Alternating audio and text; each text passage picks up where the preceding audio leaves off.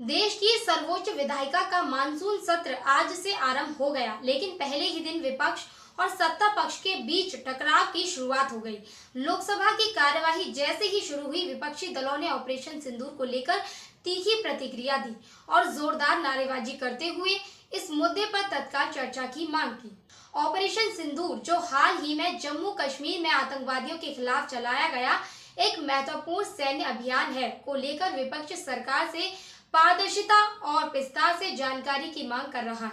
विपक्ष का कहना है कि ये अभियान देश की सुरक्षा और रणनीतिक नीति से जुड़ा गंभीर विषय है, इसीलिए संसद में इस पर खुलकर बहस होनी चाहिए।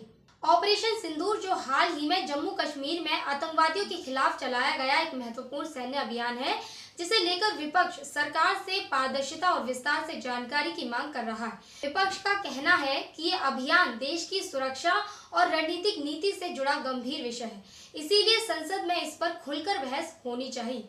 जैसे ही कार्यवाही शुरू हुई, Congress, Samajwadi party, DMK, TMC और अन्य विपक्षी दलों के सांसद अपनी अपनी सीटों से खड़े हो गए और नारेबाजी करने लगे। वे सरकार से ऑपरेशन सिंदूर की विस्तृत जानकारी, उसकी रूपरेखा, अब तक की प्रगति और भविष्य की रणनीति पर चर्चा की मांग कर रहे थे। लोकसभा सांसद ओम बिरला ने सांसदों से शांत रहने और कार्यवाही को सुचारू रूप से चलने देने की अपील की, लेकिन हंगामा थमने का नाम नहीं ले रहा था।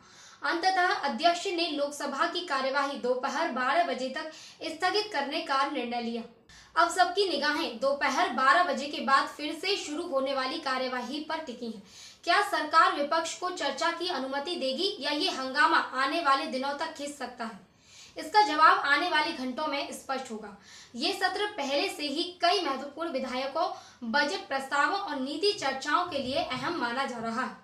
लेकिन जिस तरह पहले ही दिन विपक्ष आक्रामक मुद्रा में नजर आया है, उससे साफ है कि ये सत्र काफी गर्म और घटनाक्रमों से भरा रहने वाला है।